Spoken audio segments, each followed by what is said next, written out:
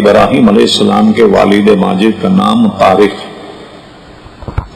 بن ناخور، اور وہ بت پرست نہیں تھے، اور حضرت ابراہیم علیہ السلام کی والدہ ماجدہ بھی بت پرست نہیں تھی، وہ مومنہ۔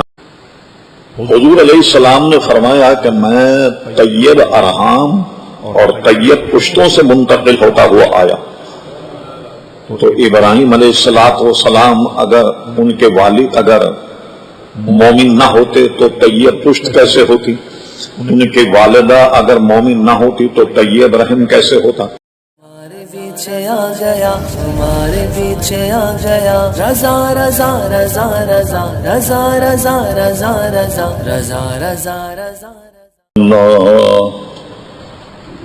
الحمد للہ نحمده ونستعینه ونستغفره ونؤمن به ونتوکل علیہ ونعوذ باللہ من شرور انفسنا ومن سیئات اعمالنا،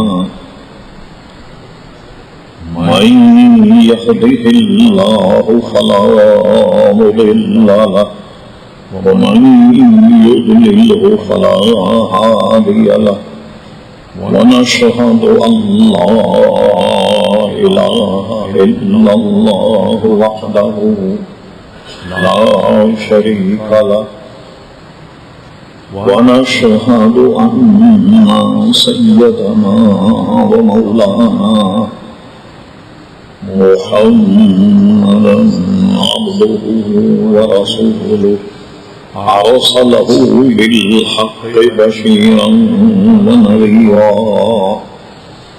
صلى الله تعالى على خير خلقه سيدنا محمد وآله وصحبه أجمعين، أما بعد فأعوذ بالله من الشيطان الرجيم، بسم اللہ الرحمن الرحیم۔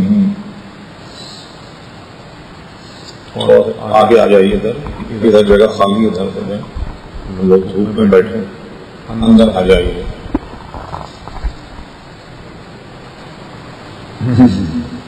بہت بہت شکریہ۔ آج جگہ بنتی ہے۔ بسم اللہ الرحمن الرحیم، فلما بلغ معه السعي قال يا بني إني أرى في المنام أني أذبحك فانظر ماذا ترى، قال يا أبت افعل ما تؤمر ستجدني إن شاء الله من الصابرين، صدق اللہ مولانا العظیم وصدق رسوله النبی الکریم۔ ان اللہ وملائکتہ یصلون علی النبی یا ایہا الذین آمنوا صلوا علیہ وسلموا تسلیما، اللہم صل علی سیدنا و مولانا محمد موطن الجود والکرم وآلہ وبارک وسلم صلاة وسلاما علیک یا سیدی یا رسول اللہ۔ معزز علماء کرام، حاضرین مجلس، عزیز طلبہ، مختصر حمد و صلاۃ کے بعد اس وقیر حقیر میں حضرات کے سامنے قرآن مجید فرقان حمید کی ایک آیت مقدسہ تلاوت کرنے کا شرف حاصل کیا۔ قبل اس کے کہ متذکرہ آیت قرآنیہ کے تحت کوئی گفتگو کی جائے، اللہ تبارک و تعالیٰ سے دعا کہ وہ اپنے پیارے حبیب لبیب نبی کریم علیہ وآلہ افضل صلاۃ و تسلیم کے صدقے تو ہے مجھے حق کہنے کی توفیق عطا فرما۔ ہم تمام حاضرین کو اللہ تبارک و تعالی حق سن کر حق کو قبول کرنے کی اور اس پر عمل کرنے کی توفیق عطا فرما۔ محترم حضرات، آپ کے علم میں ہے کہ عید الاضحیٰ قریب ہے۔ الحمدللہ ابھی لاکھوں مسلمان حج سے فارغ ہوئے ہیں اور اپنے اپنے وطن واپس جا رہے ہیں۔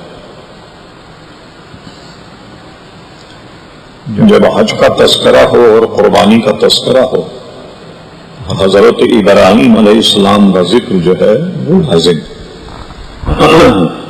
حضرت ابراہیم علیہ السلام نے جس ماحول میں آنکھ کھولی وہ بت پرستی کا ماحول تھا، اور آپ نے جمعے میں ہمارے امام و خطیب صاحب سے بھی کچھ اس گفتگو کا حصہ سماعت فرما دیا۔ حضرت ابراہیم علیہ السلام کے دو فرزند، ایک حضرت اسماعیل علیہ السلام اور ایک حضرت اسحاق علیہ السلام۔ حضرت اسحاق علیہ السلام سے سینکڑوں انبیاء کرام علیہ السلام تشریف لائے بنی اسرائیل سے، اور حضرت اسماعیل علیہ السلام سے آخری میں نبی کریم صلی اللہ تعالی علیہ وسلم تشریف لائے۔ وہ تمام انبیاء بنی اسرائیل تھے، اور حضور علیہ السلام بنی اسماعیل سے تنہا حضور ہی تشریف لائے۔ حضرت ابراہیم علیہ السلام نے جس ماحول میں آنکھ کھولی وہ بت تراش، بت خراش اور بت کی پرستش کا ماحول تھا۔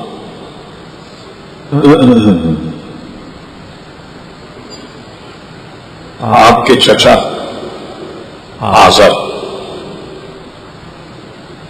وہی بت کی پوجا کیا کرتے تھے، اور یہ آپ کے ذہن میں رہے کہ آزر حضرت ابراہیم علیہ السلام کا والد نے۔ تفسیر ابن عباس میں حضرت ابراہیم علیہ السلام کے والد ماجد کا نام طارق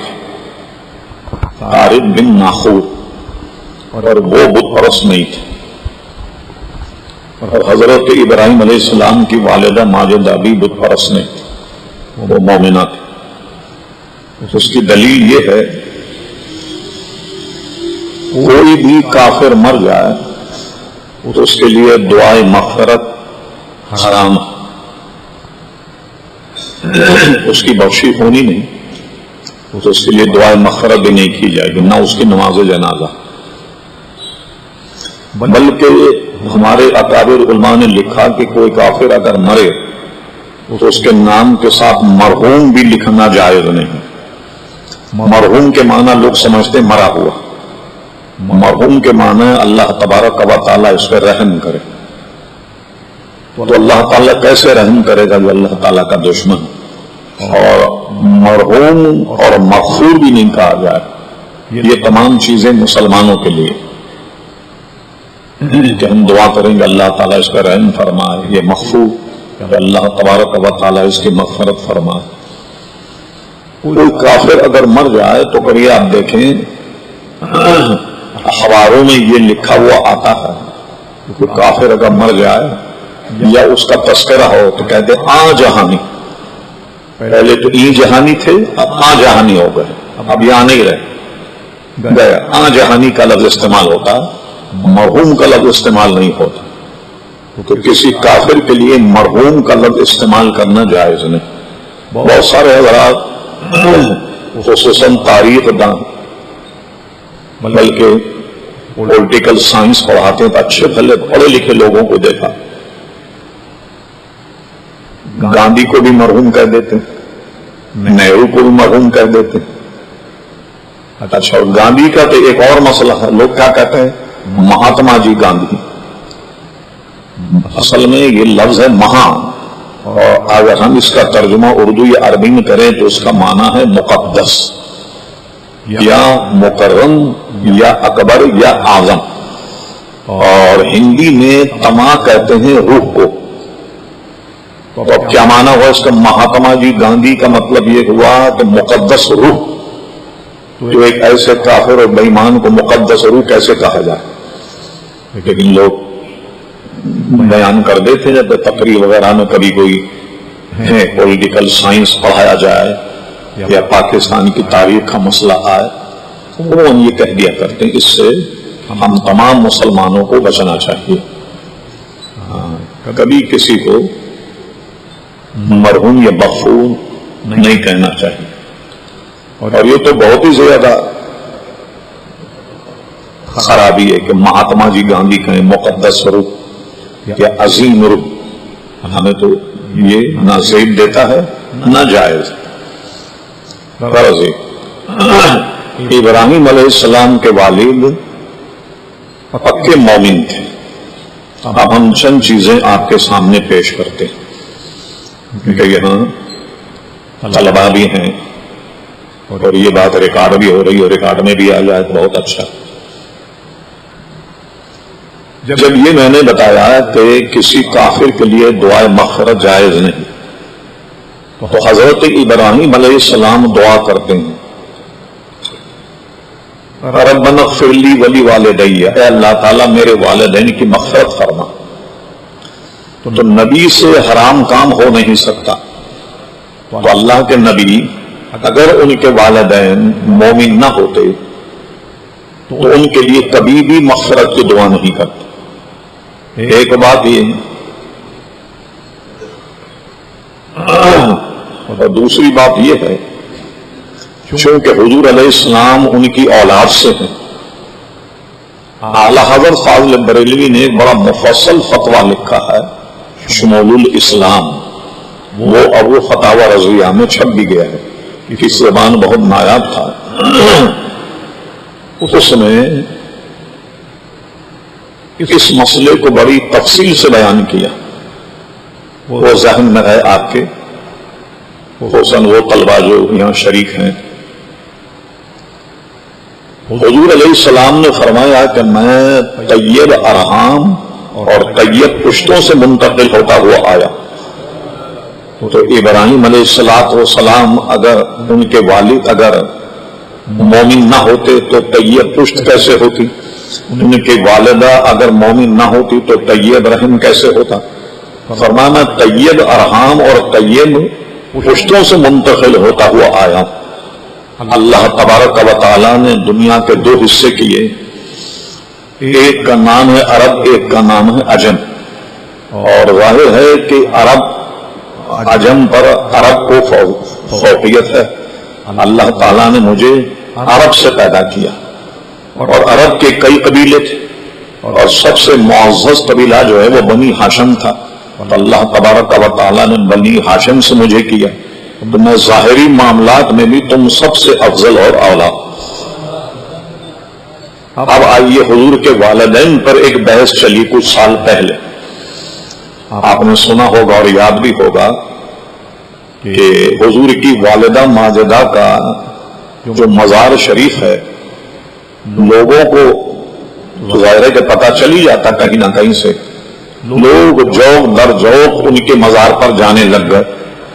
پھر ہمارے حضرات نے ایک زیادتی یہ کی کہ ان کے مزار پر رنگ بھی کر دیا، چادر بھی چڑھا دی۔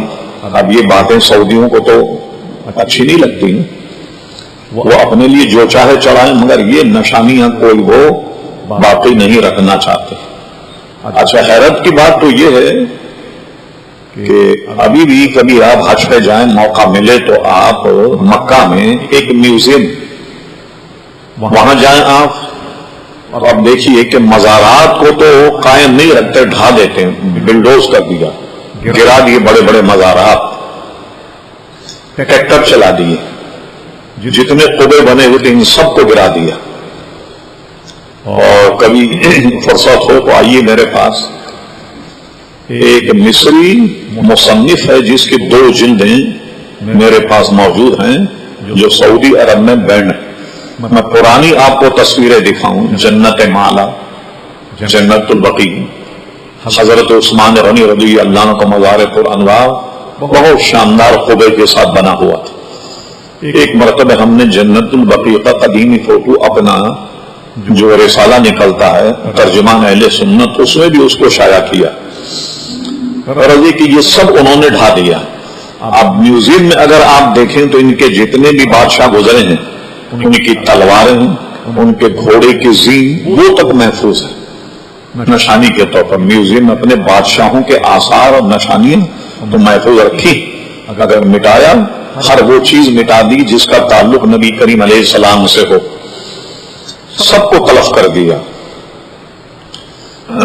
یہاں تک کہ بزرگان دین کے مزارات اور ان کے قبے وہ بھی گرا دی. حضرت خدیجۃ الکبریٰ کے مزار کا قبا اتنا عالی شان، اگر آپ فوٹو میں دیکھیں تو اس کو انہوں نے گیتی اور پھاوڑے سے کھود کر کے اس کو پھینک دیا. اور تمام اہل بیت کے مزارات جنت البقیع میں داخل ہوتے ہی دہنی جانب ان سب کو انہوں نے مسمار کر دیا. یہاں تک کہ حضرت فاطمہ رضی اللہ تعالی عنہا کا روضہ اور ان کی قبر کو بھی مسمار کر دیا اور اپنی نشانیاں ساری چھوڑ دی.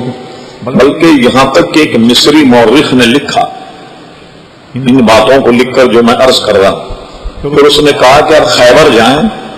خیبر میں جو یہودیوں کا قلعہ فتح کیا تھا حضور علیہ السلام، جس کے متعلق مشہور ہے کہ اس کا پھاٹک بہت بڑا تھا. اس زمانے میں کوئی قوی ہتھیار نہیں ہوتے تھے جیسے گولا یا بارود کہ کسی طرح مار دیا جائے تو گیٹ جو ہے وہ ٹوٹ جائے یا پھٹ جائے اور لوگ اندر داخل ہو جائیں. وہ محصور ہو جاتے تھے قلعے میں. تو حضرت علی رضی اللہ عنہ نے کیا کیا کہ جب دیکھا کہ یہ مسخر نہیں ہو رہے کیا کیا جائے، حضرت علی نے وہ پھاٹک اٹھا لیا اور وہ اکھاڑ کر کے ایک طرف ڈال دیا اور ساری فوج جو تھی وہ قلعے خیبر میں گھس گئی اور آنن فانن میں قلعہ خیبر جو تھا وہ فتح ہو گئے. اب آپ کو تعجب ہوگا، پورا قلعہ خیبر انہوں نے بالکل محفوظ رکھا ہوا، چاروں طرف سے باڑ لگا دی تاکہ کوئی قریب جا کر اس کو نقصان نہ پہنچا. یہودیوں کا قلعہ تک انہوں نے محفوظ رکھا ہے، اور بھی اگر نشانیاں ہوتی تو وہ بھی محفوظ رکھتے ہیں. ہاں، کس سے دشمنی ہے؟ حضور کی نشانیوں سے، صحابہ کرام علیہم رضوان کی نشانیوں سے وہ ان کو برداشت نہیں. ہر ایسی چیز کو مٹا دیتے ہیں. بلکہ بہت زیادہ دنوں کی بات نہیں ہے، آپ نے کافی حضرات نے حج کیا، عمرے پہ گئے، حضور کی جالی پر دیکھا یا محمد لکھا ہوا صلی اللہ علیہ وسلم. اس کو کیا کیا انہوں نے، یہ ان کے مذہب کے خلاف تھا. وہ پیتل کی بنی ہوئی جالی تھی. انہوں نے کیا کیا، بڑی ترکیب سے وہ جو گولائی تھی اس کو کاٹ کر اسی سائز کا یا مجیدو لکھ کر کے وہاں لگا دیا. دھوکہ لوگوں کو یہ ہو یا مجید اور یا محمد صورتاً ملتے ہوئے نظر آتے ہیں، کسی کو پتہ ہی نہیں چلے، وہ لگا دیا یا مجید اور یا محمد نکال کر انہوں نے اس کو کاٹ کر اس کو تلف کر دیا. ایسی تمام چیزیں انہوں نے مسجد نبوی شریف سے بھی نکال دی. جہاں جہاں بھی کوئی ایسی نشانیاں تھیں ان سب کو انہوں نے تلف کر دیا. جہاں تک ان کا بس چلا سب کو ختم کر دیا. بلکہ آپ کو تعجب ہوگا کہ یہ واقعہ تقریباً 1926 یا 27 کا ہے جب انہوں نے یہ سارے معاملات کیے. اس کے کرنے کے بعد میں ہندوستان سے ایک وفد آیا.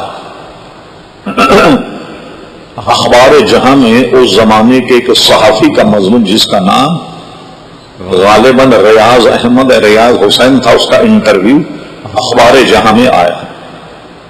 ہندوستان سے یہ جب خبر پہنچی ہندوستان میں کہ ان جنت البقیع کو مسمار کر دیا تو اکابر علماء کا ایک وفد ہندوستان سے آیا جس مولانا عبد الحامد بدایونی صاحب علامہ مولانا عبد العلیم صدیقی رحمت اللہ تعالی علیہ، اور یہ صحافی جن کا میں نے ذکر کیا، اور اس وقت میں مولانا محمد علی جوہر بھی تھے، وہ سعودی حکومت سے ملنے کے بعد ان کو کہا کہ ہندوستان میں آپ کی اس فعل سے بڑا غیر و غضب پایا جاتا ہے، تو آج آپ اگر جنت البقیع میں جائیں تو دیکھتے ہیں آپ کے کچھ نہ کچھ پتھر وغیرہ قبروں پر ہیں۔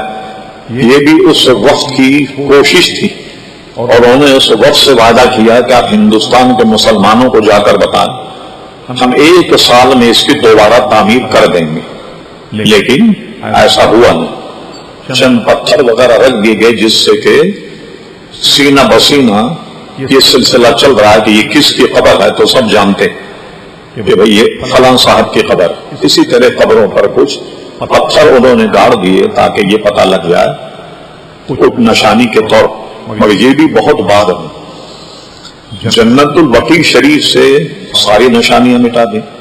جنت معلا شریف جو مکہ میں ہے اس کا جو حال کیا ہے آپ کو تعجب ہوگا کہ قبرستان میں سے ایک روڈ نکال دیا۔ اب نہ جانے اس راستے کے نیچے کتنی قبریں ہوں گی جس میں لوگ جاتے ہیں، ایک پل بنا دیا۔ اس لیے ہمارے فقہا نے لکھا، شامی وغیرہ میں موجود ہے کہ قبرستان میں کوئی نیا راستہ نکالا جائے اس راستے کو اختیار نہیں کیا جائے، کہ وہ راستہ جب نیا نکلے تو یقیناً نیچے کوئی قبریں ہوں گی مسلمان کی، عام مسلمان کی قبر پر پیر رکھنا جائز نہیں ہے۔ بلکہ ایک حدیث شریف میں ہے کہ حضور علیہ السلام تشریف لائے تو ایک شخص کو دیکھا وہ قبر سے ٹیک لگائے بیٹھا تھا، تو حضور نے فرمایا کیوں صاحب قبر کو تکلیف دیتا ہے، سیدھا ہو کر بیٹھ۔ تو قبر سے ٹیک بھی نہیں لگایا جا سکتا۔ آج کل یہ عام ہو گئی بات کہ قبرستان بھر گئے، جگہیں کم ہو گئی، جب تدفین کے لیے جاتے تو سن گرمی جب ہو جائے تدفین میں جو وقت لگتا ہے، کوئی بھی پختہ قبر ہو تو لوگ اس کے اوپر بیٹھ جاتے ہیں، حالانکہ یہ میت کو اذیت اور تکلیف دینے کے مترادف ہے۔ میت پر نہ قبر پر بیٹھا جائے نہ کسی کی قبر پہ پیر رکھا جائے۔ جب راستہ نہیں ملتا تو بغیر تکلف کے لوگ ایک دوسرے کی قبر پر پیر رکھتے ہوئے آگے چلے جاتے ہیں اپنے میت کے تدفین کے لیے، یہ جائز نہیں۔ جب بھی آپ جائیں یاد رکھیں کسی مومن مسلمان کی قبر پر پیر نہیں پڑنا چاہیے، نہ اسے ٹیک لگا کر بیٹھے، نہ اس پہ پیر رکھیں، نہ اس کو پھلانگ کر کے جائیں۔ پیر رکھ کر کے پھلانگنا یہ جائز نہیں۔ ہمارے یہاں تو قبر کا اتنا ادب اور احترام رکھا گیا جو فقہا نے لکھا۔ غرض یہ ان ساری نشانیوں کو انہوں نے مٹا دیا اور یہودیوں کی نشانیاں جو ہیں ان کو باقی رکھا۔ کتنی محبت ہے دیکھیں ان سے۔ عام دنیا کے لوگوں نے اس کو محسوس کیا اور کالم لکھے، مضامین لکھے اس کے خلاف، اور اپنی نشانیاں ساری سنبھال کر رکھی ہوئی، اپنے بادشاہ کی گھوڑے کی زین یہ سب سنبھال کر رکھی ہوئی، وہ احتجار جو یہ باندھ کر کے یہاں رسی باندھتے ہیں یہ بھی سنبھال کے رکھا ہوا ہے۔ اب اندازہ لگائیے آپ کہ اپنی نشانیوں سے تو اتنی محبت، اور حضور علیہ السلام اور انبیاء کرام صحابہ کرام علیہ رضوان کی جو نشانیاں ہیں ان سے ان کو سخت نفرت۔ وہ کہتے ہیں کہ اس میں شرک پھیلتا ہے، شرک ہوتا ہے۔ اچھا اپنے بادشاہوں کی فوٹو دیکھیے آپ، بڑے قد عالم ہر جگہ لگی ہوئی، مکہ مکرمہ میں لگی ہوئی، مدینہ شریف میں لگی ہوئی، راستوں میں لگی ہوئی ہے، اس میں شرک نظر نہیں آتا۔ بڑی بڑی تصاویر اپنے بادشاہوں کی لگائے ہوئے ہیں، اس میں ان کو شرک کی بو نہیں آتی۔ مگر ہاں کوئی باعث سے برکت چیز ہو تو اس پہ آپ اگر ہاتھ لگائیں تو منع کرتے ہیں بلکہ مارتے ہیں۔ کہیں بھی پورے سعودی عرب میں آپ جو برکت کے مقامات ہیں کہیں بھی نہیں جا سکتے۔ تو حضرت آمنہ رضی اللہ تعالی عنہا کا جو مزار تھا اس کو انہوں نے کیا کیا، ایک بلڈر کے ذریعے سے اس کو جو اس کو تعویذ کہتے ہیں نا جو قبر پہ بنا ہوا تھا اس کو اس طریقے سے چھیل دیا اس پہاڑ، اور اس کے بعد سخت پہرا بٹھا دیا کہ اب تو راستے ہی میں پکڑ لیتے ہیں کہاں جا رہے ہیں، اگر آپ بتائیں کہ حضرت آمنہ کے مزار پہ جا رہے ہیں روک کے آپ کو واپس کر دیتے، یعنی قبر پر حاضری بھی آپ نہیں دے سکتے۔ تو جس زمانے واقعہ ہوا اس زمانے میں یہ سلسلہ نکلا اور یہ شوشہ بھی سعودی عرب نے چھوڑا.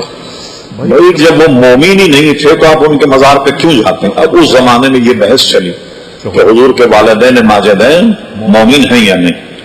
آپ یہ ذہن میں رکھیے، ہم اہل سنت و جماعت کا یہ یقین ہے کہ حضور کے والدین ماجدین یہ مومن، اور اوپر حضور علیہ السلام کے بعد حضرت ابراہیم علیہ السلام تک جتنے بھی حضرات گزرے ہیں یہ سب کے سب مومن. حضور علیہ السلام کی والدہ ماجدہ بھی مومن ہے. ایک اور روایت میں ہے، اگرچہ وہ ضعیف ہے لیکن ابن کثیر نے اس کو نقل کیا، دوسرے علماء نے بھی نقل کیا، اور وہ یہ کہ حضور علیہ السلام جب حج پر جا رہے تھے، آخری حج جب آپ نے کیا حجۃ الوداع کے موقع پر اللہ تعالیٰ سے اجازت چاہی، میں اپنے والدین کے قبروں پر جانا چاہتا ہوں. اللہ تعالیٰ نے اجازت دے دی، اور روایت یہ ہے جس سے لوگ فائدہ اٹھاتے ہیں. وہ چلے تو گئے، ان کے لیے دعائے مغفرت کرنی چاہیے تو اللہ تعالیٰ نے روک دیا. اچھا، ہمارے پاس جو روایت ہے وہ یہ ہے حضور علیہ السلام نے والدین ماجدین کو زندہ کیا، زندہ کرنے کے بعد انہیں اپنا کلمہ پڑھایا، اور اس کے بعد پھر اللہ تعالیٰ نے ان پر موت طاری کر دی. اب بحث یہ چلی کہ مغفرت کے لیے کیوں روک دیا گیا اللہ تعالیٰ نے؟ تو اس کا جواب کئی طریقے سے دیا گیا. اللہ تعالیٰ نے فرمایا میرے حبیب آپ ان کے لیے دعا مغفرت اس لیے نہ کیجیے، لوگوں کو جانے کیا شبہ ہو کہ ان سے کون سا گناہ ہوا جس کی مغفرت حضور علیہ السلام نے چاہی. ایک بات. دوسرا یہ کہ جب وہ مومن تھے تو انہیں زندہ کیوں کیا گیا؟ جب حضور کی والدہ ماجدہ یا والد ماجد کا جب وصال ہوا اس وقت تک حضور علیہ السلام نے اعلان نبوت نہیں کیا تھا. تو علماء نے ایک جواب یہ دیا کہ انہیں زندہ کرنے کی حکمت یہ تھی کہ وہ جاگ جائیں اور حضور علیہ السلام کی زیارت کریں اور حضور کلمہ پڑھیں تاکہ ان کا شمار حضور کے صحابہ میں ہو جائے. اور صحابیت کا مقام کتنا بلند ہے، سبحان اللہ. فرمایا کوئی غیر صحابی ایک مد جو بلکہ بہت وہاں کے برابر سونا اللہ کے راہ میں خیرات کرے، تو ایک صحابی ایک مد جو اللہ کے راہ میں خیرات کرے. مد ایک پیمانہ تھا، تقریباً 1 کلو یا 1 سیر کا یا 1.25 سیر کا ہوتا. تو سونے کا پہاڑ اس درجے کو نہیں پہنچے گا یہ کہ صحابی نے 1 سیر جو اللہ تعالیٰ کی بارگاہ میں خیرات کیا. تو کتنا مرتبہ.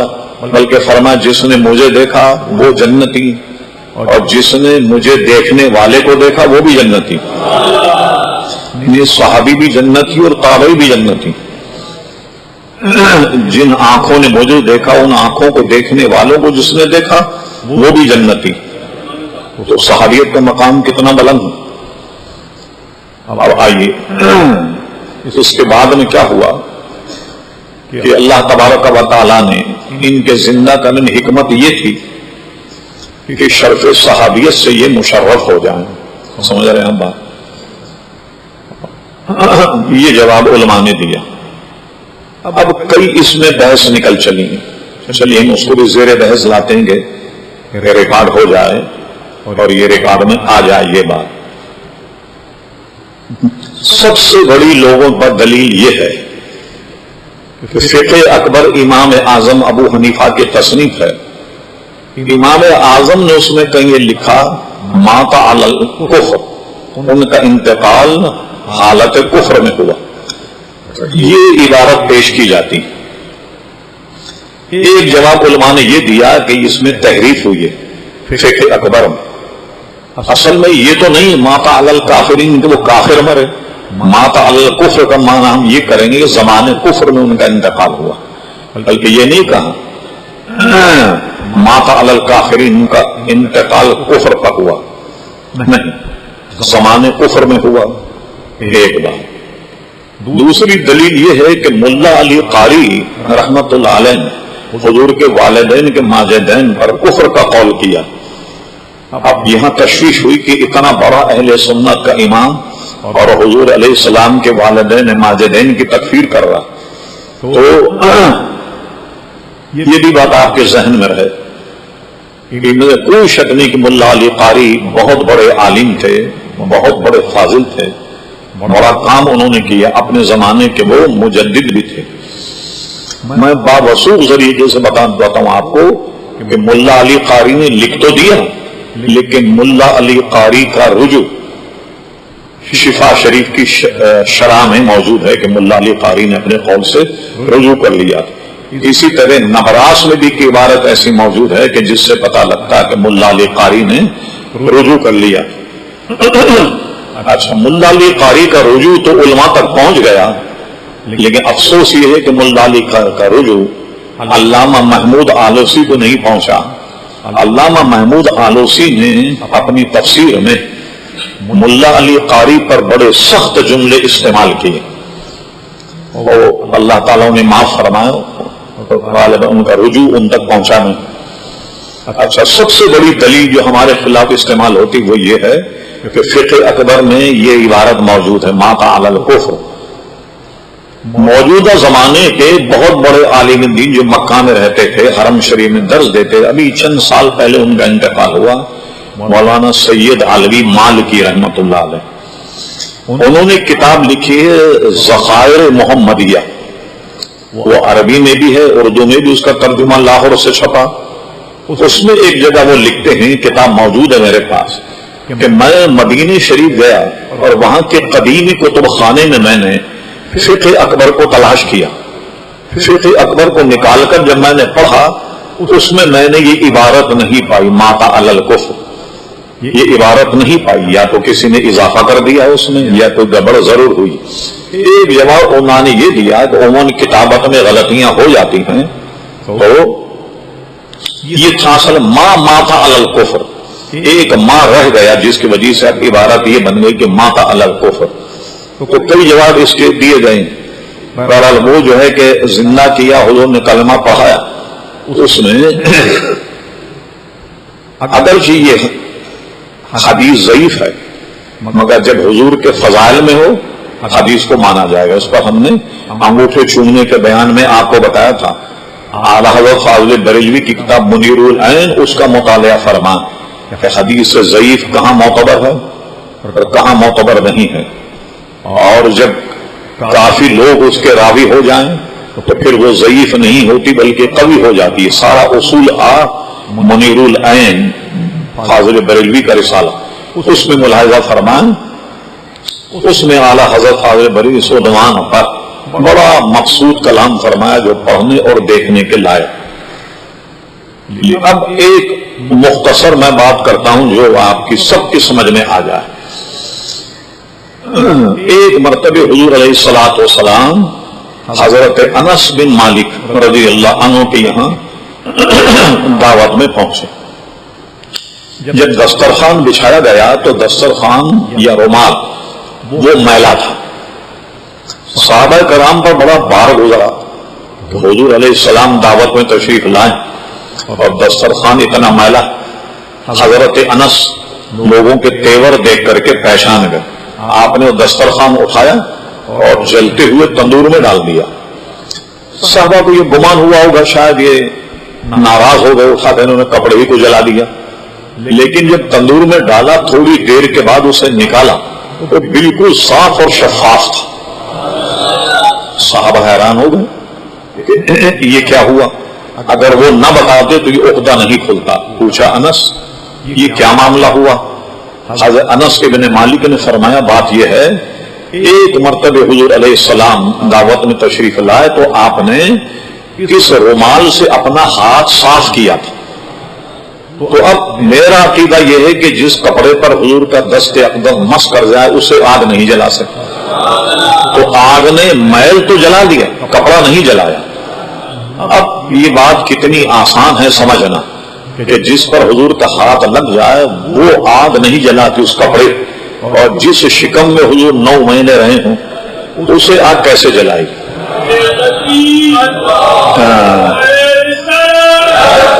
اور جن پشتوں میں حضور علیہ السلام منتقل ہوتے آئے اسے آگ کیسے جلا سکتی؟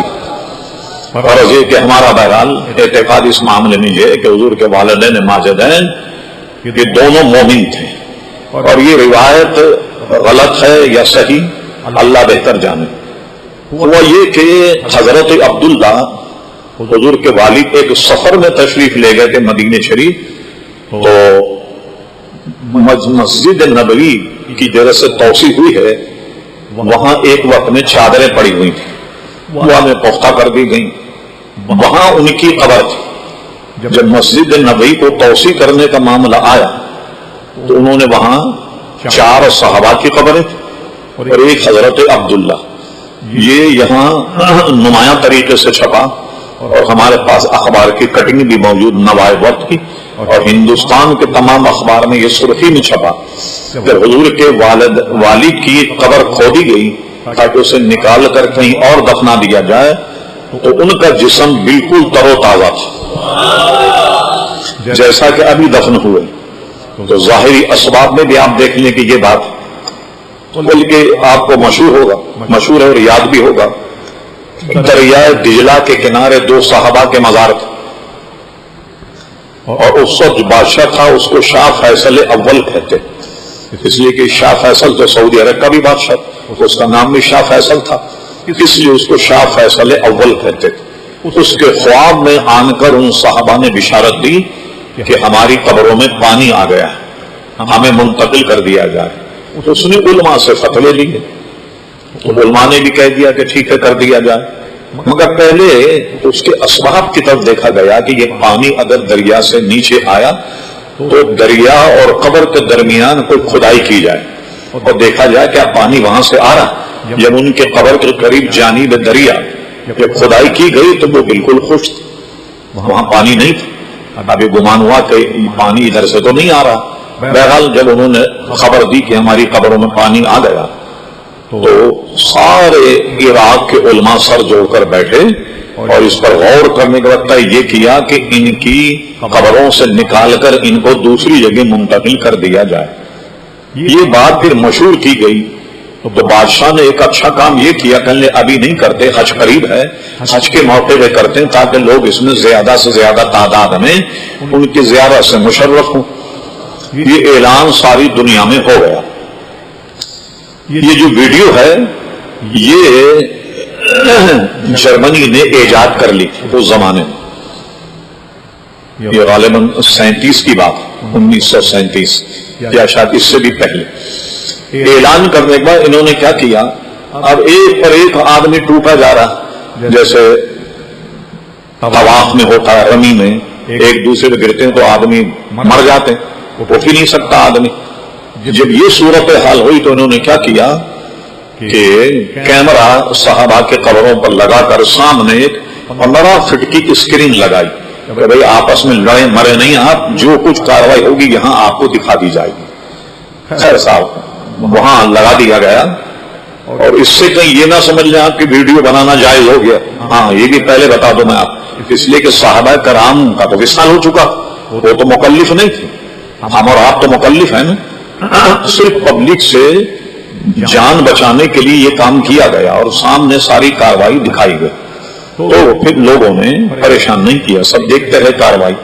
جب ان کو نکالا گیا تو نکالنے کے بعد میں ان کے جسم بالکل تر و تازہ تھے، یہاں تک کہ جو کفن تھے ان کے بدن پر وہ کفن بھی سلامت تھے. جب اس کو ایسے نوچا جاتا تو البتہ وہ پھٹ جاتے، لیکن سبوں نے دیکھا کہ ان کی شکل و صورت بالکل. اور یہ بھی اخباروں میں چھپا کہ ایک صحابی تھے ان کی داڑھی جو تھی وہ سفید تھی، دوسرے صحابی کی داڑھی جو ہے وہ سیاہ تھی. جن کی داڑھی سفید تھی وہ تھے حضرت حذیفہ ابن یمان، جو حضور کے رازدار صحابی تھے. جیسے کسی خاص آدمی کا ایک اس کا سیکریٹری ہوتا ہے نا، خاص سارے راز اس کو معلوم ہوتے ہیں، کس کو دینا ہے کس کا لینا. تو یہ حضور کے رازدار صحابی تھے. جب صحابہ کرام رضوان اللہ علیہم اجمعین دیکھا کہ منافقین حضور پر یہ طنز کر رہے ہیں کہ حضور علیہ السلام کو تم تو کہتے ہو کہ ساری غیب کی باتوں کا علم ہے، دیکھو ہم تو منافق ہیں، بناوٹی طور پہ ہم نے اسلام قبول کیا لیکن ہمیں تو حضور نہیں پہچان. یہ بات حضور علیہ السلام تک پہنچ گئی. حضور علیہ السلام نے مسجد شریف میں اعلان فرمایا، وہ کون ہیں لوگ جو یہ کہتے ہیں کہ مجھے اس کا علم نہیں، تو پھر حضور کو جلال آ گیا. آپ ایک ایک کی طرف اشارہ کرتے فرماتے کھڑا ہو، اور جب کھڑا ہوا فرما نکل باہر منافق. ملا علی قاری اس کی شرح لکھتے 70 منافقین کو ذلیل کر کے مسجد نبی سے باہر کر دیا. جب ان کو باہر کیا، یہ وہ منافق تھے جنہوں نے مسجد درار بنائے. مسجد درار کفر بین التفریق بین الکفر کیا ہے تفریق بین المومنین، یہ وہاں سے کفر اور نفاق کی تفریق کرتے.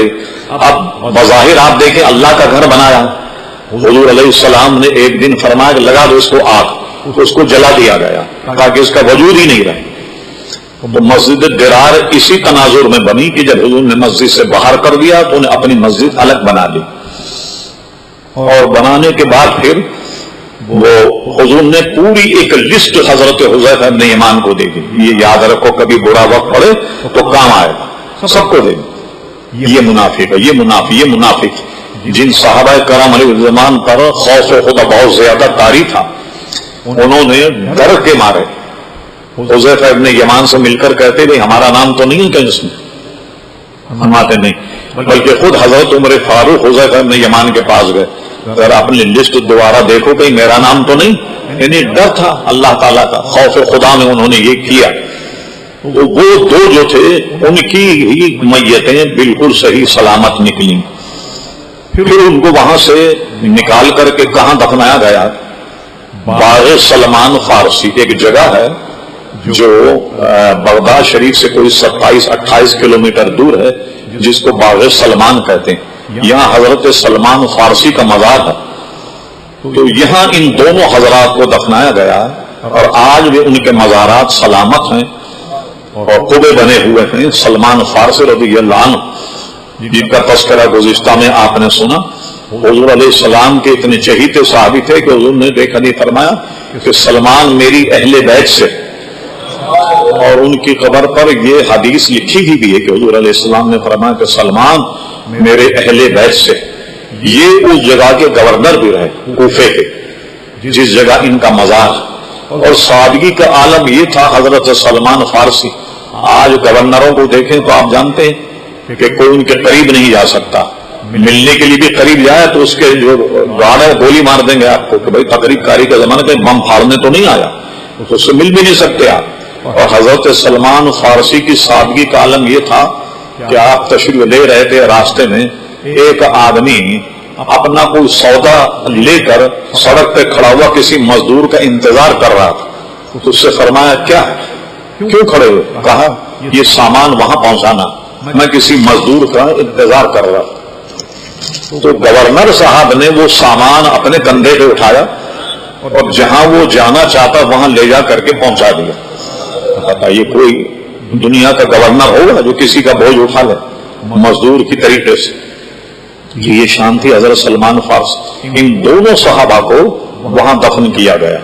حذیفہ ابن یمان، ایک تھے غالباً عبداللہ بن جابر یا جابر بن عبداللہ، یہ جوان تھے. وہاں دفنایا گیا ہے. الحمدللہ 2 مرتبہ ہم نے وہاں حاضری دی.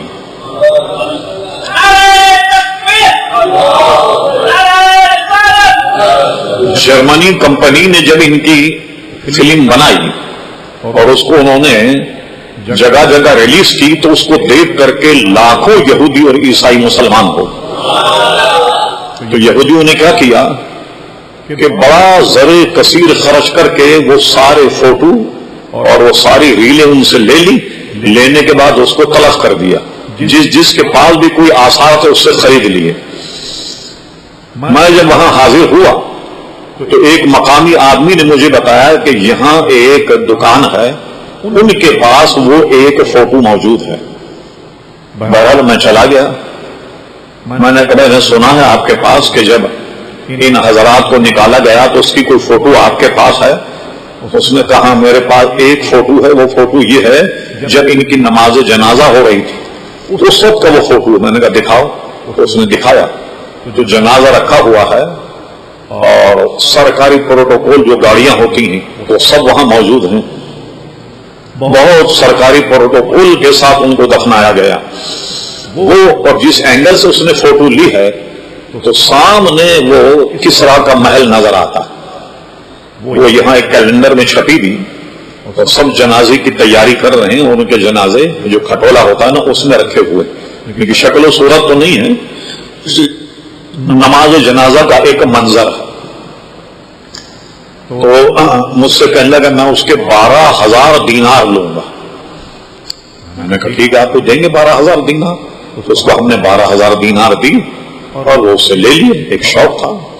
تو بہت فوج کا لشکر کھڑا ہوا ہے، پولیس کی گاڑیوں نے گھیرا ہوا ہے، اور 2 جنازے رکھے ہوئے ہیں، اور سامنے وہ کسرا کا محل نظر آ رہا ہے۔ اور کسرا کی تاریخ آپ کو بتا دوں میں تھوڑی سی، یہ 2 سپر پاور تھی مسلمان کے زمانے میں، ایک قیصر کہلاتا تھا، ایک کسرا کہلاتا تھا۔ قیصر اثر میں یہ بادشاہ کو کہتے تھے وہاں، جو روم کا بادشاہ تھا، روم اور کسرا یعنی فارس، یہ 2 قوت تھی، اس کو کسرا کہتے تھے، اس کو قیصر کہتے تھے۔ یہ 2 قوتوں کو مسلمانوں نے اپنے پیروں تلے روم دیا، بڑی بڑی ان کی قوت کو اتنا نقصان پہنچا گا جن کو گمان بھی نہیں تھا، اور دونوں قوتیں ختم کر کے مسلمانوں نے اپنے زیر نگین لے لی۔ فارس بھی مسلمانوں کے پاس آ گیا، اور قیصر جو ہے وہ بھی مسلمانوں کے پاس آ گیا، جس کو آج اٹلی کہتے ہیں۔ میں نے لوگوں سے پوچھا کہ اس زمانے کچھ آثار وہاں موجود ہیں، جس زمانے میں ان کی بڑی شان و شوکت تھی، تو میرا خیال ہے شاید سب ختم ہوگا، لیکن کسرا کا محل ابھی تک موجود۔ کسرا کا قصہ یہ ہے، جب حضور علیہ السلام تشریف لائے تو اس کے محل میں جو کنگورے لگے ہوتے ہیں، یہ 14 کنگورے اپنے آپ گر گئے۔ لوگوں کو یہ احساس ہو کہ کوئی غیر معمولی چیز ہوئی ہے دنیا میں، اور بہت بڑا محل ہے۔ آپ دیکھ، میں نے خود جا کر دیکھا، کسرا کا محل جو 2 حصوں میں بڑھ گیا، بیچ میں دراڑ آ گئی، اور آدھا ادھر ہے آدھا ادھر ہے۔ لیکن اس زمانے کے اور اس زمانے کے بادشاہوں نے حضور کی نشانی دیکھتے ہوئے بڑے موٹے موٹے سریے ڈال کر اس کو باقی رکھا، تاکہ ایسا نہ ہو کہ یہ ٹوٹ جائے، ادھر کا حصہ ادھر گر جائے، ادھر کا حصہ ادھر گر جائے۔ بڑے بڑے موٹے سریے جو ہیں ان سے ان کو لگا کر اور سیمنٹ وغیرہ لگا کر اس کو انہوں نے مضبوط کیا ہوا، تاکہ یہ نشانی باقی رہے کہ لوگ آ کر دیکھیں حضور علیہ السلام کی تشریف آوری پر۔ کسرا جو محل تھا کسرا کا، وہ 2 ٹکڑے ہو گیا تھا، بیچ میں دراڑ پڑ گئی، وہ دراڑ ابھی تک باقی ہے، وہ دیکھی جا سکتی۔ کسرا جہاں دربار لگاتا تھا تو اس کا وہ حال، جس کو قرآنی اردو میں کہتے ہیں ڈاٹ، ایسے گولائی، یہ گولائی اب تک بنی ہوئی ہے، جس کو دیکھ کر آدمی انداز لگایا کہ کتنی شان و شوکت کے یہ بادشاہ ہوں گے، جن کو مسلمانوں تہس نہس کر کے اپنے زیر نگین کر لیا اور مسلمانوں کی حکومت رہی۔ سبحان اللہ۔ بصرہ بھی فتح ہو گیا، کسرا بھی فتح ہو گیا، پورا عراق فتح ہو گیا، کہاں تک مسلمان پہنچ گئے۔ کسرا یہ پورا سعودی عرب، پورا افغانستان، یہ سب کسرا تھا۔ بلکہ یہ پڑھاؤ گا اپنے تاریخ میں کہ 1 صدی میں محمد بن قاسم نے سندھ کو فتح کر کے ملتان تک پہنچ گیا، ملتان تک، یہاں تک مسلمانوں کی حکومت تھی اس زمانے میں۔ غرض یہ کہ وہ محل بھی نظر آتا ہے فوٹو میں جب دیکھا جائے تو کئی ہزار یہود اور عیسائیوں نے اسلام قبول کر لیا، اب انہوں نے خرید کر کے اس کو تلف کیا۔ ہمارے یہاں یہ جو مذہبی امور کی منسٹری ہے، اس میں ایک افسر تھے خلیل احمد صاحب، وہ اتفاق سے کبھی کبھی مجھ سے ملنے گورنمنٹ ہاسٹل آ جاتی ہے۔ مولانا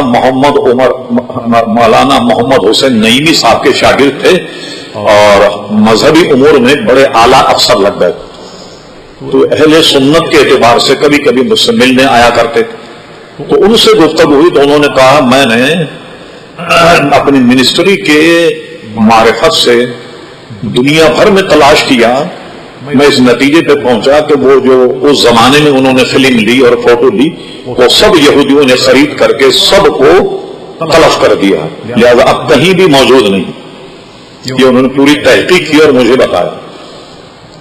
اس لیے کہ مسلمان کی شان ظاہر ہوتی ہے اسلام کی۔ حضور علیہ السلام کے صحابی 1300 برس کے بعد انہیں جب نکالا گیا تو بالکل صحیح سلامت تھے، اور اس طرح بے شمار جو ہمارے زوبا تھے ان کی میت بالکل صحیح سلامت تھی۔ جب انہیں قبر سے نکالا گیا خود موتا امام مالک میں یہ حدیث جو بڑی معتبر کتاب کہلائی جاتی ہے کہ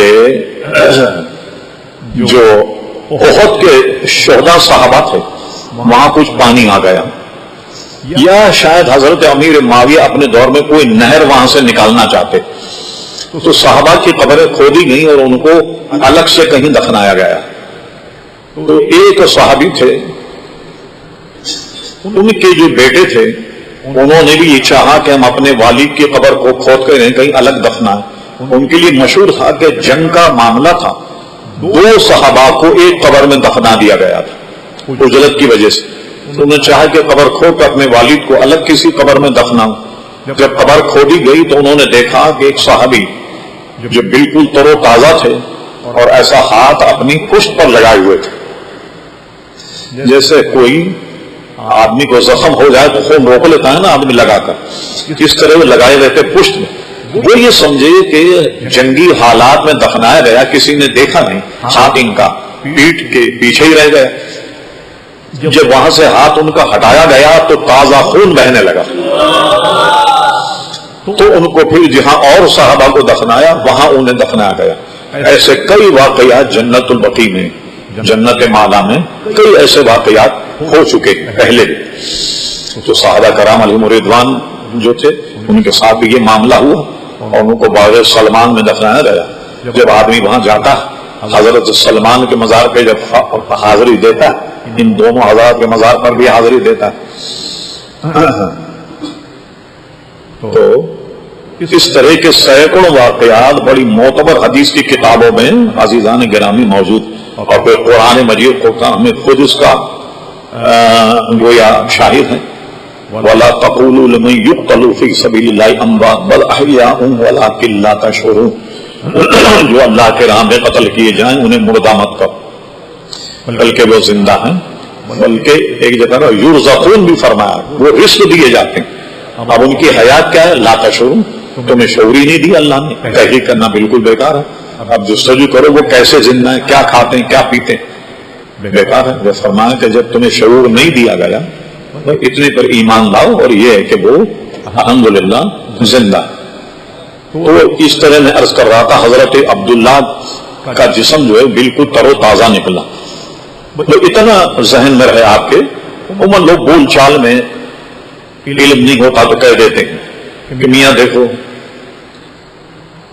جیسے عموماً کوئی شریر لڑکا ہو، باپ نے کو کہتے ہیں دیکھو ولی کے پیٹ میں شیطان، عموماً کہہ دیتے ہیں نا ہم لوگ، تو کہتے ہیں دیکھو بت پرست کے پشت میں ابراہیم علیہ السلام، تو وہ بت پرست نہیں تھے اور وہ پکے مومن تھے، وہ بھی ان کی والدہ بھی، اور اس پر سب سے بڑی دلیل حضرت ابراہیم علیہ السلام کی دعا۔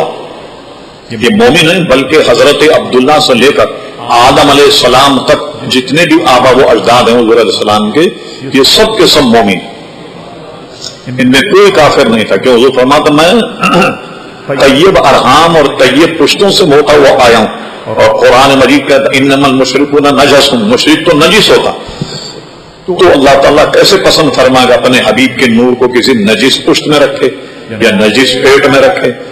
یہ ممکن ہی نہیں۔ ہمارا اس معاملے میں یہ مذہب ہے کہ یہ یعنی مومن، اور جن حضرات کا میں نے ذکر کیا ملا علی قاری سب سے بڑی شخصیت جنہوں نے اس پر کچھ کام کیے، لیکن ملا علی قاری کا رجوع اس فقیر کے پاس موجود ہے۔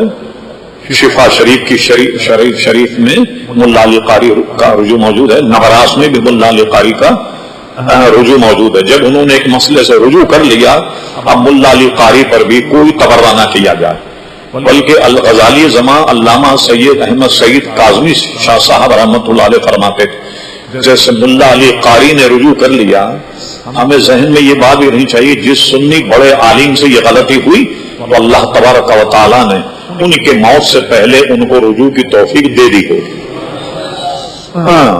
یہ ایک موقف تھا، میں نے عرض کر دیا۔ تو ظاہر ہے کہ پورا بت پرستی کا ماحول تھا جس میں ابراہیم علیہ السلام نے آنکھ کھولی۔ پھر وہ واقعہ ہوا کہ وہ شہر کے لوگ ایک سال میں کسی میلے میں جاتے تھے، جب وہ میلے میں گئے تو ابراہیم علیہ السلام نے فرمایا آپ بھی چلیں، فرمایا نہیں سٹنگ، میں تو بیمار ہوں، وہ نہیں گئے۔ موقع مناسب تھا، پورا شہر خالی ہو گیا. ابراہیم علیہ السلام نے سارے بتوں کو مسمار کر دیا. کسی کی ناک توڑ دی، کسی کا کان، کسی کا ایک پیر اڑا دیا، کسی کا ایک ہاتھ اڑا دیا، سب کو زور و زبر کر دیا. اب یہ واپس آئے تو اپنے خداؤں کا یہ حال دیکھا، تب تحقیق کی کون. پتہ چلا کہ وہ ابراہیم کبھی کبھی ان کے خلاف یہ کہا کرتا تھا.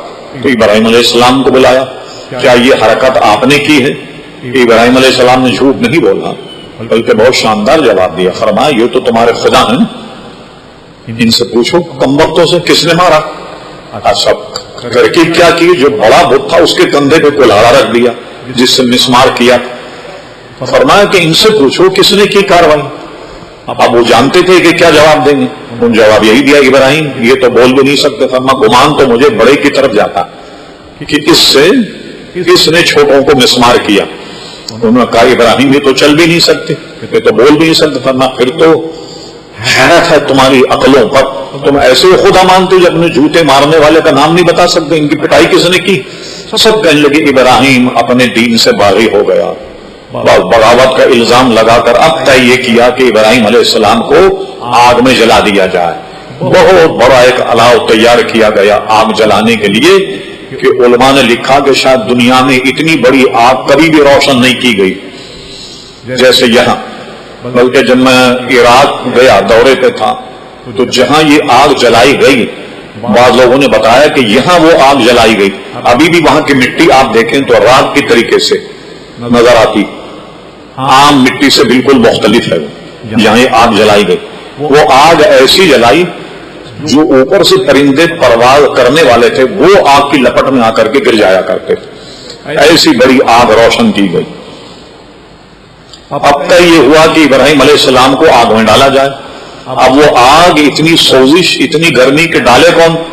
کسی خبیث نے مشورہ دیا ہے کہ ان کے لیے منجنیق بنائی جائے. منجنیق اصل میں کہتے ہیں گلیل نما ایک آلہ ہوتا. اس زمانے میں نے بتایا نا کہ گولا بارود تو نہیں ہوتا تھا، جنگوں میں اس کو استعمال کرتے تھے. ایک بڑا پتھر رکھے اور اس کو اس طریقے سے گھما کر کے پھینکتے تھے. وہ کسی آدمی کے لگ جائے تو اسی وقت مر جاتا تھا. بڑے بڑے منجنیق ہوتے، بڑے بڑے پتھر اس میں رکھ کر کے پھینکتے تھے کسی قلعے وغیرہ پر اگر حملہ کرنا ہو تو. کہا ایسا کرو کہ منجنیق میں بٹھا کر ابراہیم کو آگ میں جھونک. چنانچہ منجنیق بنائی گئی اور جس نے یہ ترکیب بتائی تھی ابن کثیر کی روایت یہ ہے کہ اللہ تعالیٰ نے اس کو ایسے عذاب میں مبتلا کیا کہ زمین میں دھس رہا ہے. اب تک قیامت تک زمین میں جاتا رہے گا. اب جب ڈالا گیا ابراہیم علیہ السلام کو آگ میں تو اللہ تعالیٰ کو حکم آ گیا قلنا یا نارو کونی بردم و سلاما، اے آگ ابراہیم علیہ السلام پر ٹھنڈی ہو جا. اور آگ بالکل ان پر گلزار ہو گئی. اور بعض روایتوں میں یہ بھی ہے جس کو علماء نے نقل کیا، بارش برسانے والا فرشتہ آیا، حضرت حکم فرمائی تو میں اتنی بارش برساؤں کہ آگ کو بجھا دوں. پہاڑوں پر جو موکل فرشتہ وہ آیا، آپ حکم کریں تو یہ پہاڑ ان پر ملا کر کے ان کو چکنا چور کر دیا جائے.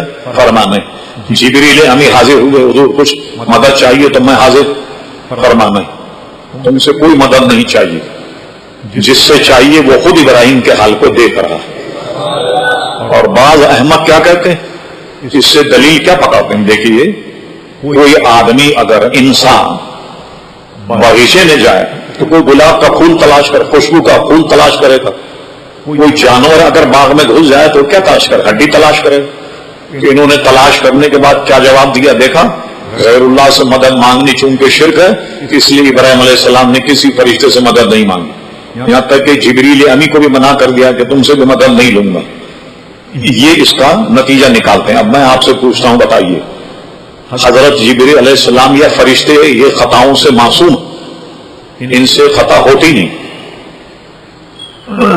اور ہمارا ایمان یہ فرشتے اور انبیاء یہ خطاؤں سے معصوم ہے، اعلان نبوت سے پہلے، اعلان نبوت کے بعد بھی. اور اولیاء اور علماء اللہ تبارک و تعالیٰ نے اپنے کرم سے ان کو خطاؤں سے محفوظ رکھا ہے. ہم معصوم نہیں مانتے ان کو. شیعہ حضرات تو تمام ائمہ اہل بیت کو معصوم مانتے ہیں، سب معصوم. ہمارا مذہب اس میں یہ ہے فرشتے انبیاء کرام علیہ السلام یہ معصوم ہیں، اور جن کو اللہ تبارک و تعالیٰ نے محفوظ کیا ان سے بھی گناہ نہیں ہوتے. اللہ نے اپنے کرم سے ان کو محفوظ کیا ہوا.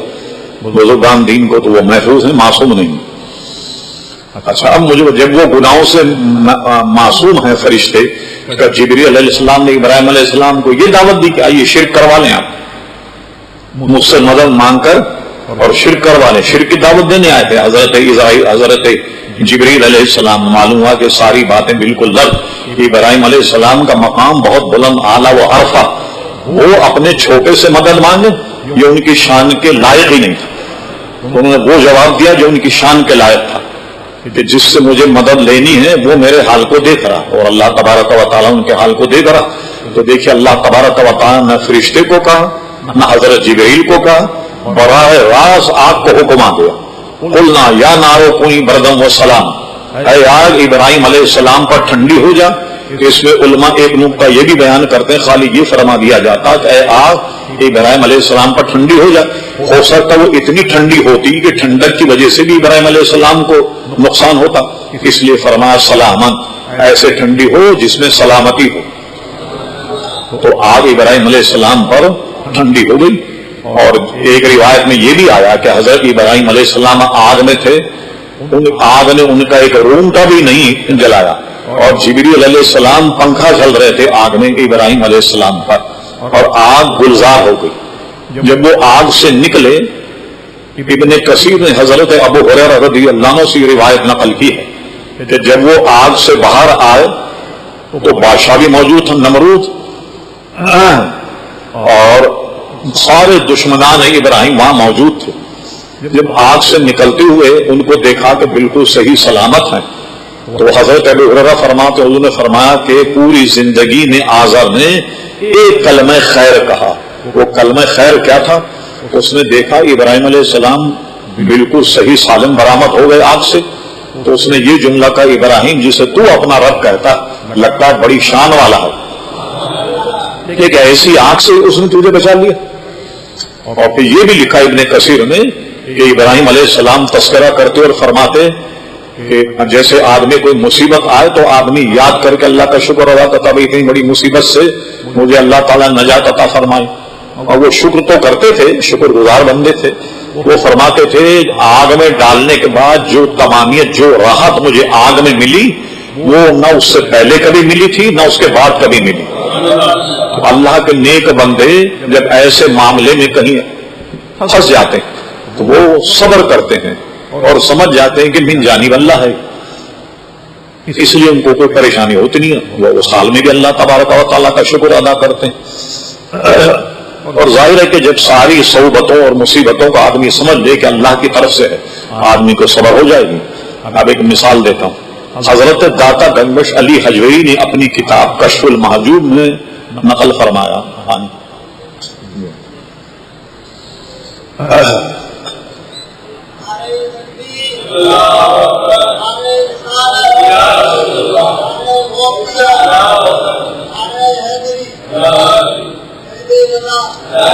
یہ جو مشہور ہے حضرت داتا گنگبخش علی حجویری جب لاہور آ رہے تھے تو اپنے مرشد سے کہا کہ لاہور میں تو پہلی ہمارے پیر بھائی موجود جن کو لوگ مکی صاحب کہتے ہیں، یہ روایت صحیح نہیں، اس لیے کہ پیر مکی صاحب تو حضرت خواجہ غریب نواز جب آئے تھے داتا دربار اس وقت کے ایک بزرگ ہیں، اصل واقعہ خود کشف المحجوب میں موجود ہے۔ وہ یہ ہے کہ داتا گنگبخش علی حجویری فرماتے میں دمشق میں ایک مقام ہے بیت الجن، تو بیت الجن میں تھا، وہاں میرے مرشد کا وصال ہو رہا اور میرے مرشد کا سر میرے زانوں پر تھا، تو انتقال سے قبل انہوں نے آنکھیں کھولی اور کہا علی حجویری میں تجھے ایک عقیدے کا مسئلہ سمجھاتا ہوں، اگر تو نے اسے سمجھ لیا تو زندگی بھر تجھے کوئی غم نہیں ہو، کوئی پریشانی نہیں ہوگی۔ میں نے کہا حضرت فرمائی، فرما دے جب بھی تجھ پر کوئی آفت یا مصیبت آئے تو اس کو من جانب اللہ تصور کر لینا، سارے غموں سے پریشانی سے تیری جان چھوٹ جائے۔ ظاہر ایک آدمی جب پریشان ہوتا ہے واویلا کرنے لگتا ہے، لیکن وہ من جانب اللہ تصور کر لے تو اسے کوئی غم نہیں ہوگا، ٹھیک اللہ کی طرف سے ہے، راحت اسی کی طرف سے ہے، صعوبت اور مشکلات جو ہیں وہ بھی اللہ تبارک و تعالیٰ کی طرف سے۔ تو ابراہیم علیہ السلام یہ فرماتے کہ جو راحت اور طمانینت مجھے آگ میں محسوس ہوئی ساری زندگی ویسی راحت طمانینت محسوس نہیں، کی وجہ کیا ہے کہ اللہ کے نیک بندے مشکلات میں بھی اگر ہوں تو وہ کوئی سینہ نہیں پیٹتے، واویلا نہیں کرتے، بلکہ بڑی خندہ پیشانی سے اس کو برداشت کرتے۔ تو ابراہیم علیہ السلام نے بھی خندہ پیشانی سے مشکل کو برداشت کیا، اور جب امتحان ہو تو اس میں بھی انہیں راحت معلوم ہوتی ہے، پریشانی نہیں بلکہ اس میں بھی ان کو راحت محسوس ہوتی ہے۔ اب آج سے نکلنے کے بعد پھر بہت بڑے قصے ہیں، تفسیروں میں موجود ہیں، اتنی کی یہاں گنجائش بھی نہیں۔ غرض یہ کہ پھر یہاں سے ہجرت کر کے وہ یہاں آ گئے عراق۔ ایک شہر تھا یہاں جس کو بابل کہتے تھے اس زمانے میں، اس کے آثار اب بھی موجود، جیسے یہاں منجو ڈاروں کو دیکھنے کے لیے لوگ آتے ہیں نا، اس طرح دنیا بھر سے لوگ وہاں آتے ہیں۔ پرانی انہوں نے ساری عمارتیں نکالی کھود کر، اور لوگ اس کو دیکھنے کے لیے آتے ہیں۔ میں بھی گیا ہوں وہاں، دیکھا میں نے۔ یہ ہاروت اور ماروت والا جو واقعہ ہے قرآن مجید میں، یہ بھی اسی جگہ کا ہے۔ دو کنویں ہیں جس میں کہتے ہیں کہ وہ فرشتے یہاں ٹنگے ہوئے، وہاں میں پہنچا، وہاں بھی دیکھا، کنویں کو بھی دیکھا۔ تو وہ یہ شہر بابل تھا، یہاں آئے، یہاں سے ہجرت کر کے پھر حضرت ابراہیم علیہ السلام شام پہنچ گئے۔ یہ ساری صحبتیں اس لیے تھیں کہ اللہ تعالیٰ فرماتا ہے انی جاعلک للناس امام ابراہیم، ہم تجھے سارے انسانوں کا امام بنانا چاہتے ہیں۔ تو جتنا بڑا عہدہ ہو امتحان بھی اتنا ہی سخت ہوتا، سمجھے؟ ایسا نہیں ہوتا کہ کوئی بچہ میٹرک میں پڑھا اسے ایم اے کے سوالات پوچھے جائیں، ایسا نہیں ہوتا۔ جس درجے میں ہوتا ہے کہ امتحان بھی اسی درجے کا ہوتا۔ انبیاء کی کلاس چونکہ بہت اونچی ہوتی ہے، ان سے امتحان بھی اتنا ہی سخت لیا جاتا ہے، اور وہ پورے اترتے۔ یہاں آ گئے، یہاں آنے کے بعد اللہ تبارک و تعالیٰ نے ان پر وہی فرمائی کہ جاؤ مکہ چلے جاؤ، اور اپنے ایک فرزند کو لے کر کے مکہ جاؤ۔ اس کو مکہ بھی کہتے ہیں، مکہ بھی اس کا نام ہے، اور ایک نام اس کا ام القریٰ۔ ام القریٰ اس لیے کہتے ہیں جب دنیا میں پانی تھا، زمین منکشف نہیں ہوئی، سب سے پہلے زمین کا وہ حصہ ظاہر ہوا جہاں اس وقت بیت اللہ شریف، اس لیے اس کو ام القریٰ کہتے ہیں۔ تمام زمین کی اصل یا تمام زمین کی ماں، یوں کہہ دیں ام القریٰ، تمام زمین کی اصل۔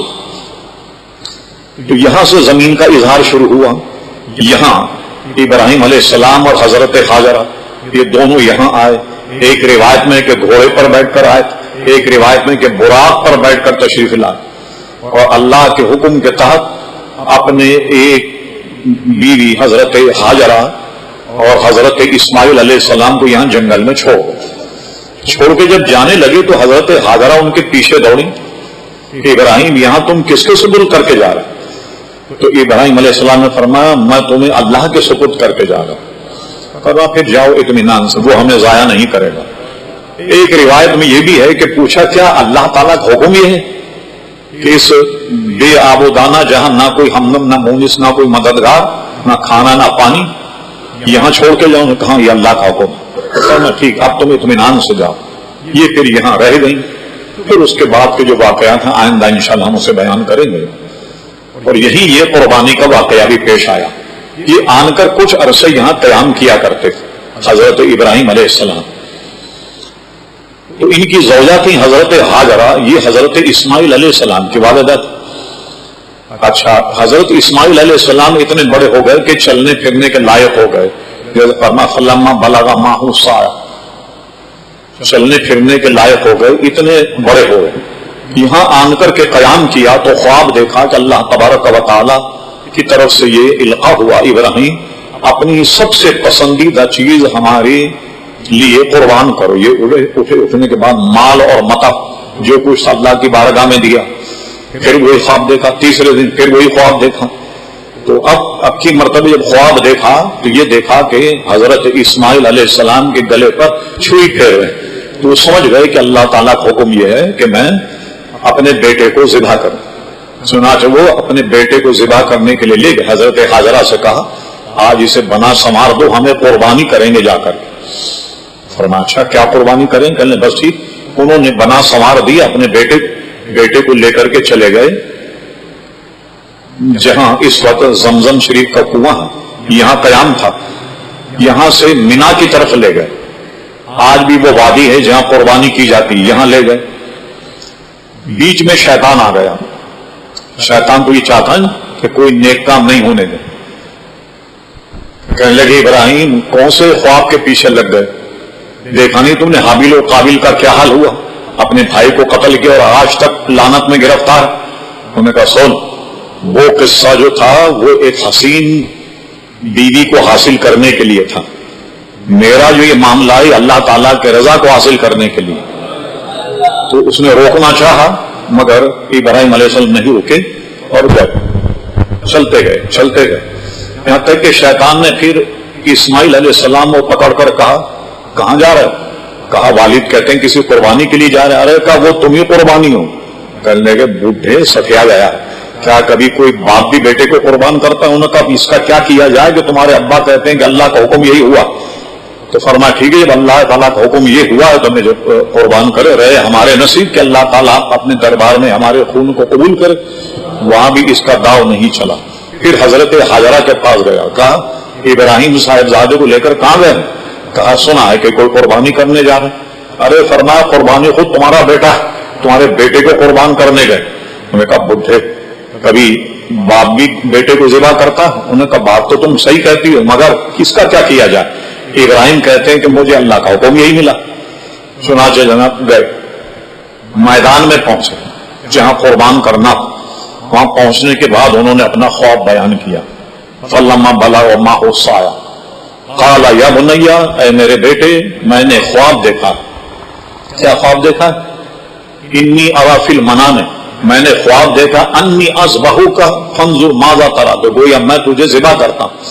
اچھا یہ کام چونکہ اسماعیل علیہ السلام کی مرضی کے خلاف ممکن نہیں تھا جب تک وہ راضی نہ ہو جائیں، تو اب بتا ماذا تری، تیری کیا مرضی، کیا رہا؟ تو کیا پیارا جواب دیا. انہوں نے کہا یا اباتی، اے میرے ابا، یا اباتی فعل، اب کر گزریے جس کا امر اللہ تعالیٰ نے آپ کو دیا. آپ اگر مجھ سے پوچھ رہے ہیں تو میرا معاملہ یہ ستجدنی انشاءاللہ من الصابرین. آپ چھری چلائیے میرے گردن پر، آپ مجھے دیکھیں گے صبر کرنے والوں میں سے پائے. چنانچہ ابراہیم علیہ السلام نے قربانی کی تیاری کر لی.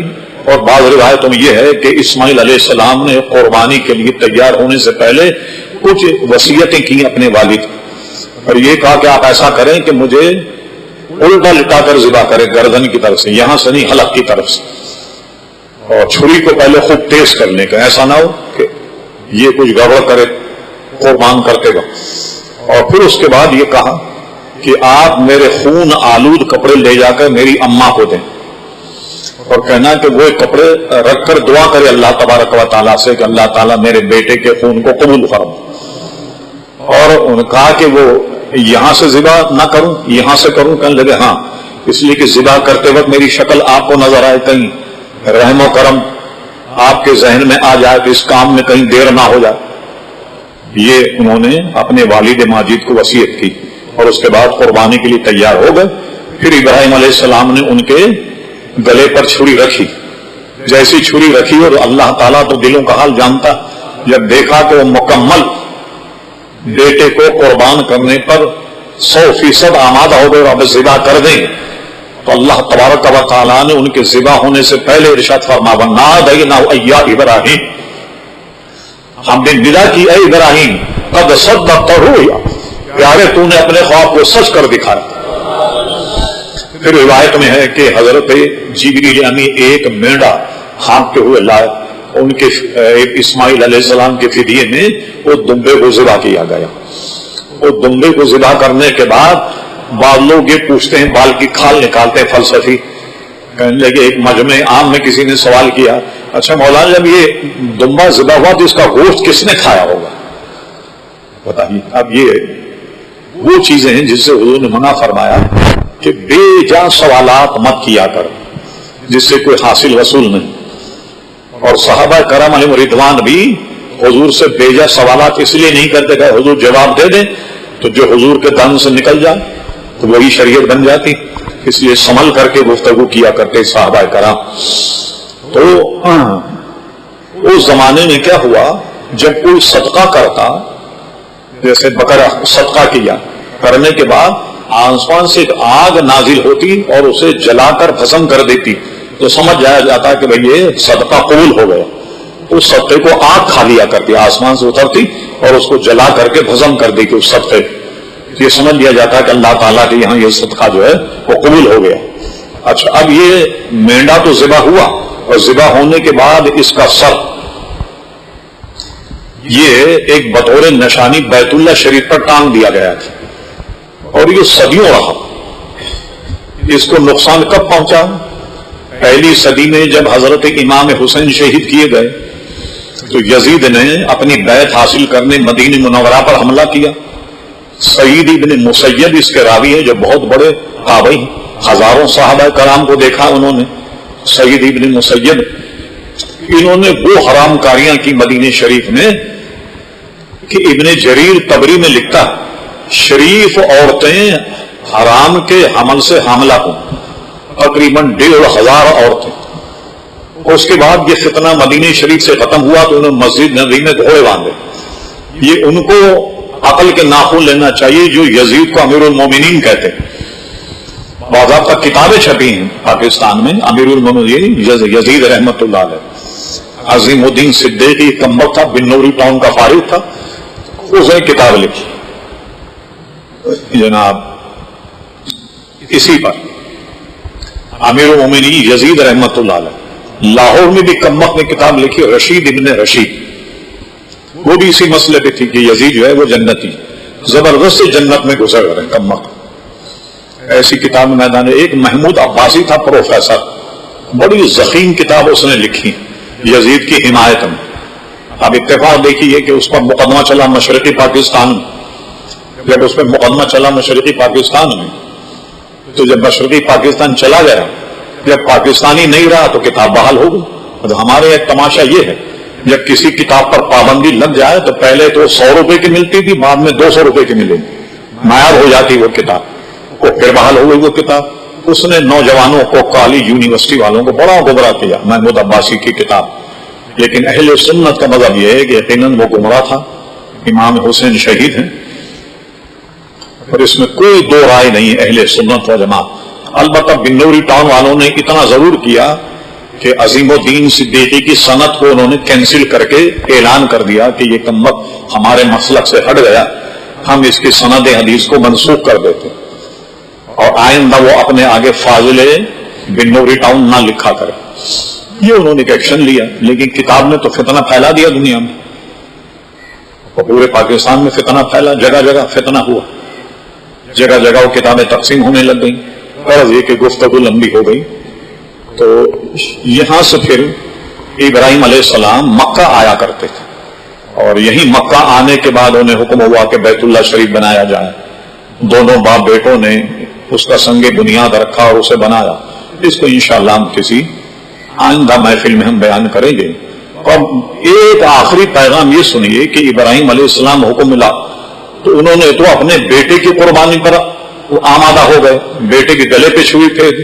ہم سے یہ کہا جاتا ہے کہ بکرا ذبح کرو, گائے ذبح کرو, تو ہمارے یہاں یہ پریشانی ہوتی بھائی آج کل تو سب مہنگا ہو گیا معاملہ, کیا کریں.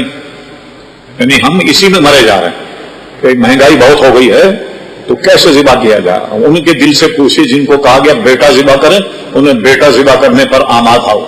اور یہ دلیل اہل سنت کے یہاں اس بات پر بھی ہے کہ نبیوں کے خواب جو ہیں وہ وہی ہوتے.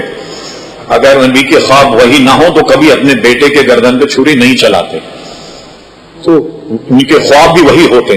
آج تو ذرا ہوشیار رہیے, لوگوں کو خواب بہت زیادہ آ رہے ہیں, کیونکہ جتنے بھی گمراہ لوگ آئے نا یہ سب خواب کے ذریعے ہی سے آئے. مرزا غلام احمد قادیانی, اس کو بھی بڑے بڑے خواب آتے تھے. جتنے گمراہ گزرے, گوہر شاہی کمبخت یہ بھی دعوے دار تھا, یہ اس کو بھی خواب میں ساری بشارتیں ہوتی. بلکہ ایک پوسٹر چھپا کہ واشنگٹن میں حضرت عیسیٰ علیہ السلام گوہر شاہی سے ملنے کے لیے آئے. اچھا, کوئی اور جگہ ملی نہیں عیسیٰ علیہ السلام کو, واشنگٹن میں ایک ہوٹل میں تشریف لائے گوہر شاہی سے ملنے کے لیے. ساری کراچی میں دیواروں پر لکھ دیا گیا گوہر شاہی اور عیسیٰ علیہ السلام کی ملاقات مبارک. اور بعض احمد کے کہنے کہ چاند میں گوہر شاہی کی تصویر نظر آ رہی, بعض ایسے پوسٹر چھپے کہنے حجر اسود میں گوہر شاہی نظر آ رہا. دیکھیں آپ, یعنی ہر شاخ پہ الو بیٹھا, تو انجام گلستان کیا ہوگا. ہاں, ہر جگہ گوہر شاہی نظر آ رہا. لوگ اسے ٹکر دینے سے ڈرتے تھے، اس لیے کہ وہ سمجھتے تھے کہ یہ یعنی ہنڈا لفنگے قسم کے لوگ ہیں اور یہ کہیں ایسا نہ ہو کہ الحمدللہ. لیکن ہم نے اس سے ٹکر لی اور اس نے 20 مقدمے ہم پہ قائم کیے اور 20 مقدمے کی ہم نے الحمدللہ پیروی کی. ہر مفتی کے خلاف اس نے دعویٰ کیا جس نے اس کو کفر کا فتویٰ دیا تھا پورے پاکستان کے، ان پر بھی اس نے مقدمے کیے. ہم نے ایک اپنا وکیل رکھا، سارے مقدمے وہ پیش ہوتا تھا، محمد سلیم قریشی. آج تک وہ مقدمے تقریباً ختم تو ہو گئے، اس لیے کہ ہم نے جو اس نے دعوے میں جو جواب دعویٰ ہم نے دائر کیا اس کا جواب اس کو دائر کرنا تھا. آج تک اس نے اس کا جواب دائر نہیں کیا، لہذا ایکس پارٹی کے طور پہ سارے مقدمے ہو جائیں گے اور ختم ہو جائیں گے. الحمدللہ ہم نے بھرے جلسوں میں اس کا رد کیا، یہاں تک کہ ملیر کے ایک جلسے میں رد کر رہے تھے تو باضابطہ ان کے بدماشوں نے فائرنگ کی اور یہ سمجھا کہ مجمع بھاگ جا کے. میں نے مجمع کہا بھائی بیٹھو، جب میں نہیں بھاگ رہا تھا آپ کیوں بھاگ رہے؟ الحمدللہ میں اس سے ڈرا نہیں اور میں نے دنیا بھر میں جہاں جہاں گیا اس کی سڑکوں بھی کی الحمدللہ. بلکہ میں نے ان سے یہ کہا کہ پٹاخے کیا پھوڑ رہے ہو بھائی، راکٹ لانچر مارو، کہ پٹاخوں والے پستول سے میں تھوڑی اور اس میں یہ ہوا سندھ کے 2 کورٹ نے اس کو 27 سال کی سزا بھی سنا دی. وہ بھاگ گیا برطانیہ، اس لیے کہ ایسے جتنے بدماش ہیں دین کے باغی ان سب کو برطانیہ پالتا. قادیانی کوئی برطانیہ پال رہا، اب تک پال رہا، برطانیہ چلا گیا. وہاں جب گئے تو وہاں ان کی پوری ٹیم آئی بس میں بیٹھ کر ملنے کے لیے مجھ سے، اور وہ کیا کہنا چاہتی تھی کہ یہ جو توہین رسالت کی سزا ہے موت، یہ ختم کی جائے. اس لیے کہ اس سزا میں آپ بھی شامل تھے کہ آپ نے بھی یہ پیش کیا تھا اسمبلی میں. تو صدر سے کہو کہ یہ واپس لیں، اور کہنے لگے میں نے صدر کو خط لکھا فلاں دن تک اگر یہ قانون واپس نہیں ہوا تو پاکستان تباہ ہو جائے گا. اچھا وہ کیا کہتے ہیں، خود ایک اچھے پڑھے لکھے ٹائی سوٹ پہن کر آئے، اپنے آپ کا تعارف کرایا بیرسٹر کے طور. کہنے لگے میرے ساتھی جو ہیں نا وہ ہیں سب جنگلی، مار پیٹ شروع کر دیں گے تو مجھے پڑھا لکھا سمجھ کے انہوں نے آپ کے پاس بھیجا کہ تم جا کر کے بات کرو. تو میں نے کہا بھائی یہاں مارنا تو بہت مشکل ہے برطانیہ میں کسی کو، کراچی میں تو میں ایسی اسپنج کی چپل پہن کر فٹ پاتھ پر گھومتا ہوں، وہاں مارو تو ہاتھ آ جاؤں گا تمہارے آسان. یہاں تو ابھی ایک ٹیلی فون کروں گا تم سب کے ہاتھ پر ہی لگ جائے گی. کہنے لگے ہم کوئی بحث کرنے نہیں آئے، یہ گوہر شاہی صاحب کا پیغام ہے، یہ سن لیں. وہ پیغام ہم نے لے کر کے ڈال دیا ایک تک. کہنے کہ جاؤ تمہارے ای میل کا ایڈریس ہے، کہنے لگے میں نے کہا ای میل کے ذریعے آپ کو اس کا جواب مل جائے گا. پھر اس کو میں نے پڑھا تو یہی تھا کہ پاکستان تباہ ہو جائے گا فلاں تاریخ تک جو میں نے کہا، یہ قانون اگر واپس نہیں لیا گیا. میں نے سخت اس کو خط لکھ کر کے کہا کہ گوہر شاہی صاحب آپ اطمینان رکھے، ہر تاریخ کرے یہ تاریخ بھی آرام سے گزر جائے. لیکن ان کے ماننے والے ایسے کمبخت ہیں کہ مرنے کے بعد بھی اس کی لاش کو لیے بیٹھے ہوئے، اس کو لے کے نہیں جا رہے دفنانے کے لیے. کیوں نہیں لے کے جا رہے؟ کہنے لگے یہ واپس آ جائے گا، کئی دفعے پہلے بھی مر چکا ہے اور یہ واپس آ رہا. اس کے واپسی کے انتظار میں بیٹھے ہوئے. اس وقت ہم اصل میں مصروف تھے بہت، مطلب ہمارا ارادہ یہ تھا کہ اس کو پاکستان میں دفن نہیں ہونے دیتے، اس لیے کہ اس نے حیدرآباد سے پہلے ایک بہت بڑی زمین لے کر اس کا نام رکھا خدا کی بستی. یہ نام رکھ کر جتنے اس کے مریدین تھے ان کو پلاٹ دیے تاکہ ایک بستی اس کی الگ تیار ہو جائے. لیکن الحمدللہ ہم نے اسے ٹکر لی اور آج اس کا تقریباً نام و نشان نہیں ملتا. بہت بدتمیز آدمی کہ لوگ کتاب پڑھ کر اس کو جانے کیا کیا سمجھ، امام مہدی سمجھ رہے. وہ چرس کو کہتا تھا کہ یہ اللہ کی یاد دلاتی ہے، اللہ کی یاد آتی ہے اس سے، چرس پینے سے، بھنگ پینے سے اللہ یاد آتا. بھنگ پلواتا تھا سب کو، چرس بھی پلواتا تھا، کہتا ہے کہ یہ یاد الہی کی بوٹی، یہ نام رکھا تھا اس نے. حیرت تو ماننے والوں پر کہ ماننے والے کیسے ہیں. اچھا ماننے والوں کا انداز دیکھیے آپ. ابھی چلے جائیں صدر میں، رش کا وقت ہے، خالی اوپر دیکھنے لگ جائیں، کچھ کہے نہیں. وہ آئے گا وہ بھی اوپر دیکھنے لگ جائے گا، ادھر سے آئے گا وہ بھی اوپر دیکھنے لگ جائے گا. کیا دیکھ، ارے کچھ عقل سے کام لو بھائی. اچھا ماننے والے سب کے تیار ہیں، کتنے ہی تھے، کتنا گمراہ کوئی آیا، قادیانی جیسا خبیث، اس کے لوگ ماننے والے ہو گئے ہے نا. اور یہ بھی اپنے آپ کو امام مہدی کہلاتا، بلکہ اس نے اشتہار کر دیا کہ امام مہدی پیدا ہو گئے، اور اس سے مراد یہ اپنے آپ کو لیتا، اور ماننے والے اس کو مرید مان لو. تو اس قدر گمراہی اس نے پھیلائی. کئی لوگ ابھی تک اس کے شائدہ ہیں. مجھے حیرت تو یہ ہوتی، کئی لوگ اس کے ابھی تک فدائی. ان کا جلوس نکلتا تھا، اس پہ ہم نے پابندی لگائی، اب جلوس ان کا میلاد النبی کا نہیں نکلتا۔ تو اب ایسے تمام جو آئیں ان سے ہوشیار رہی، اور حضور علیہ السلام نے بھی اس بات کی بشارت دی کہ میرے بعد میں 30 دجال پیدا ہوں گے اور ہر ایک کہے گا کہ میں نبی۔ یہ بشارت تو حضور علیہ السلام نے پہلے دی۔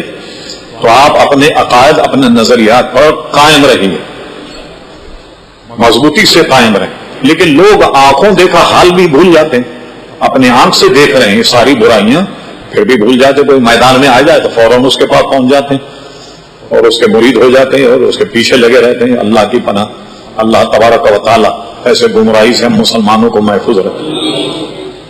ربنا تقبل منا انک انت السمیع العلیم وتب علینا یا مولانا انک انت التواب الرحیم۔ وصلی اللہ تعالی علی خیر خلقہ سیدنا محمد وآلہ وصحبہ۔ پیچھے آ گیا، تمہارے پیچھے آ گیا، رضا رضا رضا رضا رضا رضا رضا رضا رضا رضا رضا رضا